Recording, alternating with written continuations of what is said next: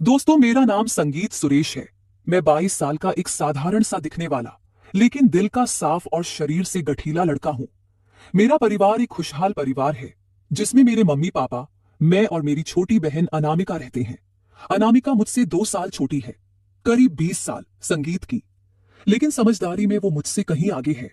हमारी जिंदगी बिल्कुल सीधी सादी चल रही थी, लेकिन कहते हैं ना कि हर किसी की जिंदगी में एक ऐसा पल आता है जो सब कुछ बदल कर रख देता है। मेरी जिंदगी में वह पल एक रात को आया, जिसने मुझे रिश्तों और जरूरतों को देखने का एक नया नजरिया दिया। यह गर्मियों की एक रात की बात है। घर में एसी चल रहा था, लेकिन फिर भी ना जाने क्यों मुझे प्यास लग गई। घड़ी में रात के 2 बजे बज रहे थे। मैं पानी पीने के लिए अपने कमरे से बाहर निकला और रसोई की तरफ बढ़ा। मम्मी पापा का कमरा बीच में पड़ता था। आमतौर पर उनका दरवाजा बंद रहता था, लेकिन उस रात शायद हवा के लिए उन्होंने दरवाजा थोड़ा सा खुला छोड़ रखा था। जैसे ही मैं वहां से गुजरने लगा, मुझे अंदर से कुछ धीमी धीमी आवाजें सुनाई दी। पहले मुझे लगा शायद वे बातें कर रहे हैं, लेकिन वह आवाजें सामान्य बातचीत की नहीं थी। उसमें एक अजीब सी कशिश और भारी सांसों की आवाज थी। मेरी चाल अपने आप रुक गई। जिज्ञासा इंसान की सबसे बड़ी कमजोरी होती है, और मैं भी उससे बच नहीं पाया। मैंने धीरे से दरवाजे की दरार से अंदर झांका। अंदर का नजारा देखकर मेरे पैरों तले जमीन खिसक गई। मेरे माता पिता, जिन्हें मैं हमेशा से सिर्फ एक अभिभावक के रूप में देखता था, इस वक्त एक दूसरे में पूरी तरह खोए हुए थे। उस उम्र में भी उनके बीच का प्यार और वह शारीरिक खिंचाव देखकर मैं हैरान रह गया। पापा मम्मी को बाहों में भरे हुए थे, और मम्मी की आंखों में एक अलग ही नशा था, संगीत। वो दृश्य इतना कामुक और पवित्र दोनों एक साथ था कि मैं वहां से हटने का नाम नहीं ले रहा था। मेरे बदन में एक अजीब सी बिजली दौड़ गई। मेरे अंदर सोए हुए जज्बात अचानक जाग उठे थे। मैंने खुद को बड़ी मुश्किल से संभाला और बिना आहट किए अपने कमरे में वापस आ गया। पानी पीना तो मैं भूल ही गया, बस बिस्तर पर लेटा रहा और आंखों के सामने वही दृश्य घूमता रहा। उस रात मुझे समझ आया कि शारीरिक जरूरत और प्यार उम्र के मोहताज नहीं होते। अगले 2-3 दिन मैं घर में किसी से नजरें नहीं मिला पा रहा था। मैं चुप चुप रहने लगा। अनामिका ने मेरे इस बदलाव को भांप लिया। एक दोपहर, जब मम्मी पापा किसी रिश्तेदार के घर गए हुए थे, अनामिका मेरे कमरे में आई और मेरे पास बैठकर बोली, भैया, क्या बात है? तुम आजकल बहुत खोए खोए हो। उस रात के बाद से तुम्हारा व्यवहार बदल गया है। मैं चौंक गया और बोला, कौन सी रात? तू क्या कह रही है? अनामिका ने मेरे कंधे पर हाथ रखा और मुस्कुराते हुए बोली, भैया, झूठ मत बोलो। मैंने तुम्हें उस रात मम्मी पापा के कमरे के बाहर खड़ा देखा था। मैं भी पानी पीने उठी थी। मैं शर्म से लाल हो गया। मुझे लगा अब वह मुझे गलत समझेगी, लेकिन अनामिका ने बड़े सहज भाव से कहा, इसमें शर्मिंदा होने वाली कोई बात नहीं है भैया। हम सब इंसान हैं और हमारी कुछ जरूरतें होती हैं। तुमने जो देखा, उससे तुम्हारे अंदर भी कुछ इच्छाएं जागी होंगी। यह स्वाभाविक है। तुम्हें बस अपनी इस ऊर्जा को, इस प्यार को सही जगह देने की जरूरत है। मैं हैरान था कि मेरी छोटी बहन इतनी बड़ी बातें कर रही है। फिर उसने थोड़ा गंभीर होकर कहा, भैया, अगर तुम्हारे पास इतना प्यार है और तुम किसी को खुशी दे सकते हो, तो मैं तुम्हें एक रास्ता दिखा सकती हूँ। मेरी सहेली श्रेया को तुम जानते हो ना? मैंने सिर हिलाया। श्रेया उसकी कॉलेज की दोस्त थी, जो अक्सर घर आती थी। अनामिका ने आगे बताया, श्रेया की मम्मी सरोजनी आंटी पिछले 5 सालों से विधवा है। उनके पति के गुजरने के बाद से उन्होंने हंसना छोड़ दिया है। वे अभी सिर्फ 42 साल की हैं, लेकिन उन्होंने खुद को एक कमरे में बंद कर लिया है। श्रेया मुझसे कह रही थी कि उसकी मम्मी बहुत डिप्रेशन में है। उन्हें किसी ऐसे इंसान की जरूरत है जो संगीत उन्हें फिर से महसूस कराए कि वे जिंदा हैं। वे खूबसूरत हैं। उन्हें एक सहारे की, एक पुरुष के स्पर्श की जरूरत है जो उनका अकेलापन दूर कर सके। अनामिका की बातों ने मुझे सोचने पर मजबूर कर दिया। उसने कहा, भैया, तुम सरोजनी आंटी की मदद कर सकते हो। तुम में वो आकर्षण है और वह समझ भी। क्या तुम एक उदास चेहरे पर मुस्कान लाओगे? मैंने थोड़ी झिझक के बाद हामी भर दी। अगले दिन योजना के मुताबिक मैं श्रेया के घर गया। श्रेया ने मुझे पहले ही बता दिया था कि वह बहाने से घर से बाहर चली जाएगी। जब मैं पहुंचा तो श्रेया ने दरवाजा खोला और मुझे ड्राइंग रूम में बिठाया। थोड़ी देर बाद सरोजनी आंटी बाहर आई। उन्होंने सफेद रंग की सादा साड़ी पहनी हुई थी। चेहरे पर कोई मेकअप नहीं था। बाल रूखे से बंधे थे, लेकिन उनकी प्राकृतिक सुंदरता छिपने पर भी नहीं छिप रही थी।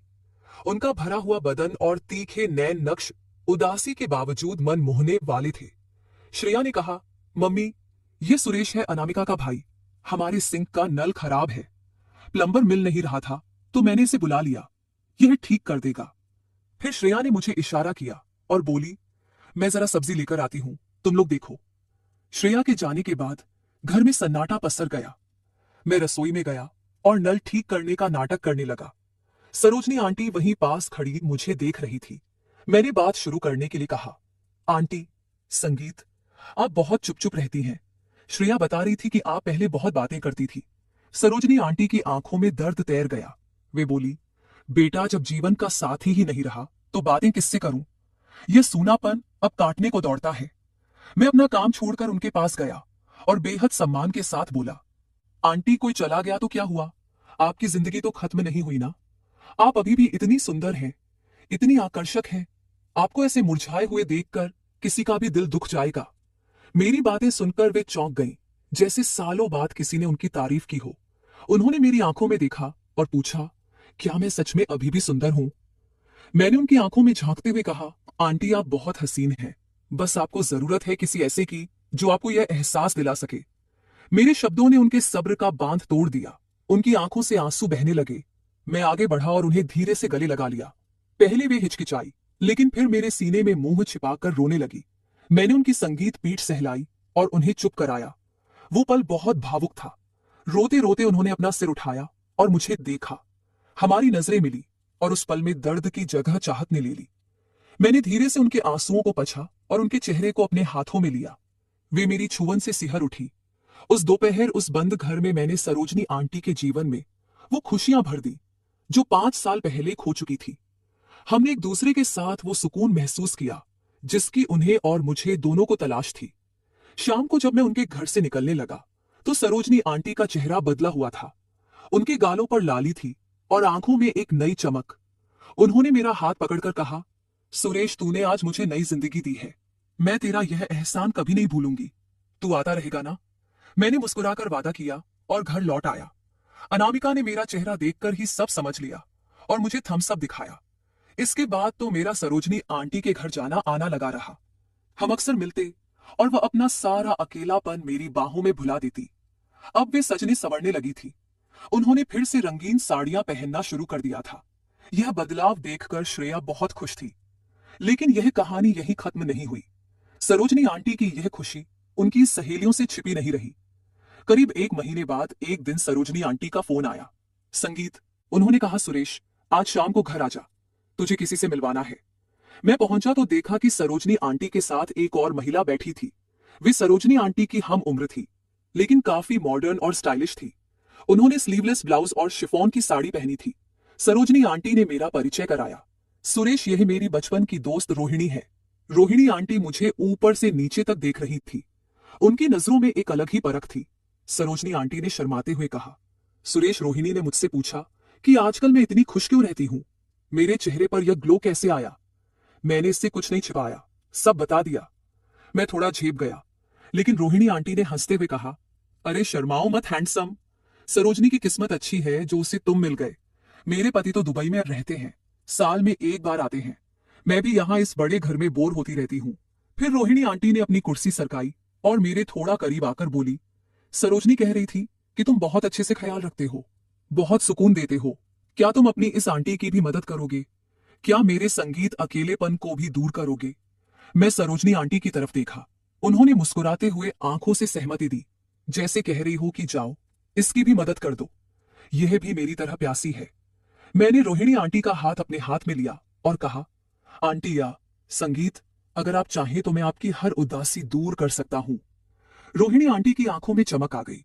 उस शाम सरोजनी आंटी खुद किसी काम के बहाने बाहर चली गई और मुझे संगीत रोहिणी आंटी के साथ छोड़ गई। रोहिणी आंटी सरोजनी आंटी से ज्यादा बिंदास थी। उन्होंने मुझे सिखाया कि जिंदगी को खुलकर कैसे जीते हैं और मैंने उन्हें वो प्यार दिया जिसकी वे हकदार थी। अब मेरा जीवन पूरी तरह बदल चुका था। घर में मैं एक जिम्मेदार बेटा और भाई था, लेकिन बाहर मैं उन अकेली और उदास औरतों के लिए खुशियों की चाबी बन गया था। अनामिका, श्रेया और सरोजनी आंटी, इन सब ने मिलकर मुझे एक नई राह दिखाई थी। मुझे महसूस हुआ, संगीत, कि समाज चाहे जो कहे, लेकिन अगर आप किसी के सूने जीवन में 2 पल की खुशी भर सकते हैं तो उससे बड़ा कोई पुण्य नहीं है। संगीत और यह सिलसिला अब यूं ही चल पड़ा था, एक खुश चेहरे से दूसरे खुश चेहरे।